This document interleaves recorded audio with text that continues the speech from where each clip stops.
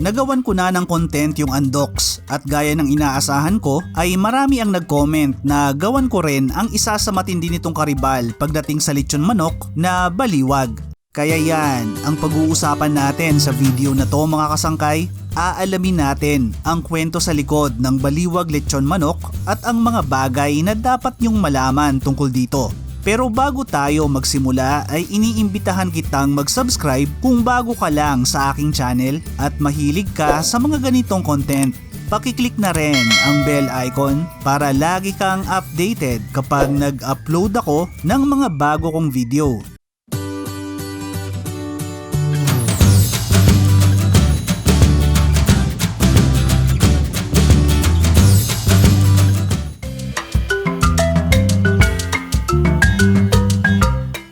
Nagsimula ang kwento ng baliwag lechon manok sa mag-asawang Edgar Dwight at Dolores Salcedo na college pa lang ay magkasintahan na. Nakapagtrabaho si Dwight sa isang paggawaan ng tiles at naging empleyado naman si Dolores o Dali sa isang travel agency sa Escolta. Noong early 1980s ay ikinasal ang dalawa at nagsimula ng sarili nilang pamilya. Di nagtagal ay nagdesisyon ang mag-asawa na umalis sa trabaho nila para magsimula ng negosyo. Ito yung panahon na usong-uso yung Betamax na nagawan ko na rin pala ng content at sa mga hindi pa nakakapanood ay ilalagay ko na lang yung link sa description sa baba. Nagtayo ang mag-asawang Salcedo ng Betamax rental business sa Shorthorn Street sa Project 8 Quezon City.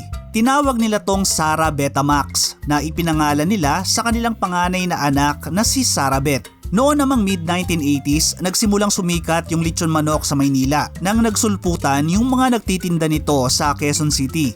At sakto na sa kalye kung saan nakatayo yung rentahan ng Betamax ng mag-asawang Salcedo ay nagsimula na ring dumami yung mga lechonan. Nakakita ng oportunidad ang mag-asawa at gaya ng ginawa nilang pagsakay sa kasikatan ng Betamax ay nagdesisyon sila na sakyan din ang kasikatan ng lechon manok. May malaking parking space sa harap ng Betamax rental nila at dito nila naisip na itayo ang kanilang lechon manok business.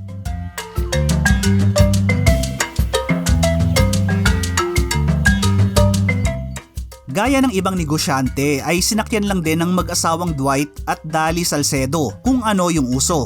Nung nauso yung Betamax, nagtayo sila ng Betamax rental at nung nagtrending naman yung lechon manok sa lugar nila ay di sila nagpahuli at nagtayo rin ng maliit na lechonan. Nagsimula ang mag-asawa sa 10,000 pisong puhunan na ang kalahati ay inutang pa nila sa kanilang mga magulang. Pero bakit nga ba tinawag na baliwag ang isang lechonan na nagsimula sa Quezon City? Kinuha ang pangalan ng tindahan sa pinanggalingang bayan ni Dali Salcedo na Baliwag sa Bulacan. Para maging original at Pinoy na Pinoy ang pangalan ay ginamit nila yung letrang W sa halip na U. Pareho namang tanggap yung baliwag na U na ginagamit na nung panahon pa ng mga Kastila at ang baliwag na W. Pero alam nyo ba mga kasangkay na nung 2022 lang naipasa ang batas para opisyal na kilalanin ang lungsod bilang baliwag gamit ang letrang W. Pinagsabay ng mag-asawang Salcedo ang kanilang Betamax rental at lechon manok business. Pero nung unti-unti nang humina yung Betamax ay nag-focus na lang sila sa kanilang lechonan.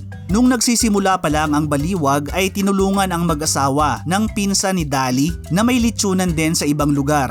Dinevelop nila ang kakaibang lasa ng lechon manok ng baliwag pati na rin yung special sauce nito sa pamamagitan ng trial and error. Para makasabay sa ibang lechonan ay hindi lang sila nag-focus sa lasa kundi ginawa rin nilang abot kaya ang presyo ng kanilang produkto. Alam nyo ba mga kasangkay na nung nagsimula yung baliwag noong 1985 ay 39 pesos pa lang yung presyo ng lechon manok nila? Siguradong marami ang mamamangha at magsasabi na buti pa nung araw, sobrang mura pa yung mga bilihin. Pero sa totoo lang mga kasangkay ay malaki na rin kasi yung halaga nung 39 pesos dati.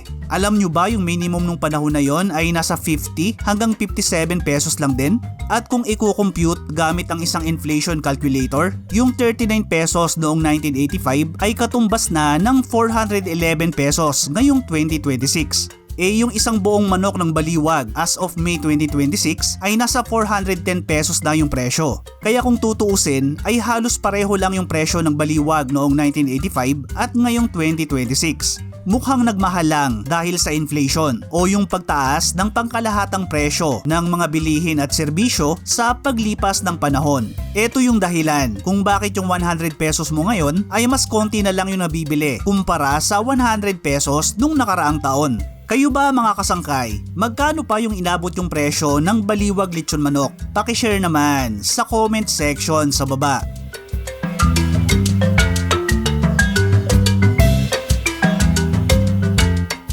Naging malakas ang lechon manok business ng mag-asawang Salcedo lalo na tuwing fiesta sa lugar nila. Maraming mga tao na nung natikman ang manok ng baliwag ay hinahanap-hanap na yung lasa nito. Kaya nagpatuloy pa ang mag-asawa sa pag-iisip ng mga sangkap na lalo pang magpapasarap dito. Di nagtagal ay unti-unti na ngang nakilala ang lechon manok ng baliwag kaya mas dumami pa ang mga customer nito.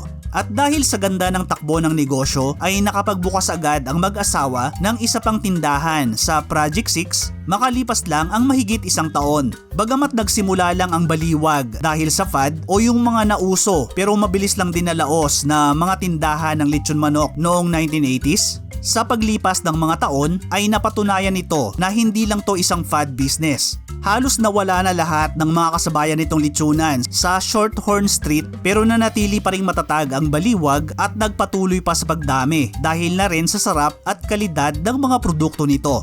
Si Dwight ang naghanap ng mga magandang pwesto na pwedeng tayuan ng baliwag, samantalang si Dali naman ang naging abala sa pagpapanatili ng maayos na takbo ng mga tindahan nila. Maliban sa lechon manok ay nakilala rin ang baliwag sa kanilang liempo, chicharon at atsara na dati ay libre lang sa manok. Ngayon ay isa na ang baliwag sa nangungunang pangalan kapag lechon manok ang pinag-uusapan. At bagamat kilala at matagumpay na ang baliwag ay hindi tumigil ang pamilyang Salcedo sa mga take-out kiosk dahil nagbukas na rin sila ng mga food court outlets at full-service restaurants. Sinubukan nilang gumawa ng mga combo meals kasama ng kanilang sikat na lechon manok gaya ng pag-aalok ng 1/4 o kalahati na lechon manok na may kasamang ibang side dish gaya ng sisig, pansit at chop suey. Bagamat malaking hamon ang pagpasok sa mga food court at pagtatayo ng restaurant dahil bago pa lang sila rito ay malaking tulong na kilala na ang pangalan ng baliwag. Kaya kapag nakikita ng mga tao yung food court branches at restaurant nila ay nagugulat ang mga to na hindi na lang pala take-out lechon manok ang ibinibenta ng kumpanya. At para mapanatili ang Filipino concept ng brand ay nag-focus sila sa paghahatid ng iba pang masasarap na putahe gaya ng bagnet,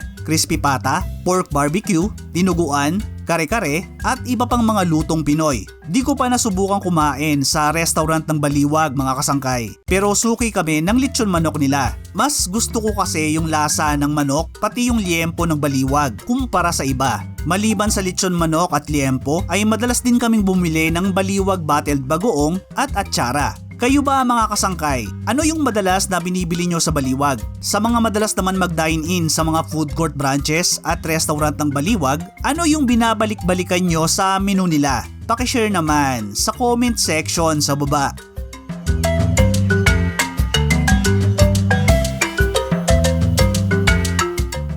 Mula sa isang maliit na kiosk sa Project 8 Quezon City, ngayon ay nasa mahigit 400 na ang take-out kiosk ng baliwag lechon manok. Meron din tong 6 na baliwag grill and restaurant, 40 food court branches, at ilang dedicated dine-in restaurant sa loob ng mga mall. Kasama rin sa mga kainan na hawak ng baliwag ang Little Manila at Steak Station. At dahil bawal ang uling sa mga mall ay gumagamit ang baliwag ng makina na idinisenyo para gayahin ang epekto ng pag-ihaw ng uling. Pero aminado naman ang mga Salcedo na iba pa rin ang sarap kapag talagang uling ang ginamit sa pag-ihaw. Kaya nga raw kung pinapayagan naman sila ay mas gusto talaga nilang mag-ihaw gamit ang uling. Ang anak ng mga Salcedo na si Sarah Beth na 3 taon lang nang binuksan ang unang kiosk ng baliwag ay aktibo na rin ngayon sa pagpapatakbo ng kumpanya bilang Vice President for Operations at Managing Director ng kumpanya. At bagamat andyan yung Andox at iba pang mga sikat na lechonan, pati na rin yung mga nagsusulputan na mga bagong tindahan ng lechon manok, masaya raw ang mga Salcedo at wini-welcome nila ang kompetisyon dahil nangangahulugan lang to na patuloy pa rin ang pagtangkilik ng mga tao sa lechon manok. Kung may Duquito Frito ang Andox, ay meron namang Chiquititas Fried Chicken ng baliwag na kilala sa pagiging juicy at malasa. Maliban sa lasa ay pinagtutuunan din ng mga Salcedo ang patuloy na pagpapabuti ng kanilang product presentation. Naabutan nyo pa ba mga kasangkay yung sauce dati ng Baliwag na nasa plastic lang tapos mano-mano pa yung pagkakatali? Ngayon ay mas maganda na yung lagayan nila ng sauce, pati na rin yung mismong lagayan ng manok na ngayon ay naka-ziplock na para mapanatili ang pagiging fresh nito. Hindi rin tumitigil ang kumpanya sa pag-iisip ng mga bago pang produkto, gaya na lang nung tumama yung pandemic noong 2020. Dahil hindi makalabas ang mga tao para mag-dine-in, ay naisip ng mga Salcedo na gumawa ng mga ready-to-heat products o yung mga pagkain na iinitin na lang. Yung mga menu nila sa restaurant at food court gaya ng sisig, laing, bopis at kaldereta ay ginawa nilang frozen at ibinenta sa mga kiosk. Kaya naging all-in-one na ang mga kiosk ng Baliwag dahil nagtinda na rin to ng mga ready-to-heat na pagkain. Nakakatuwa at nakaka-inspire lang yung kwento ng Baliwag Lechon Manok mga kasangkay. Sino ba naman ang mag-aakala na yung dating nakisabay lang sa uso ay isa na ngayon sa pinakakilalang brand na mahigit 4 na dekada nang naghahatid ng masarap na lechon manok sa mga Pilipino. Maraming salamat sa muling pagsama hanggang sa dulo ng video natin mga kasangkay. Ano ang masasabi nyo sa kwento ng Baliwag Lechon Manok? Paki-share naman ng mga kwentong baliwag ninyo sa comment section sa baba. Paki-click na rin yung like button kung nagustuhan nyo yung content na to. Hanggang sa susunod na video mga kasangkay. Thank you for watching.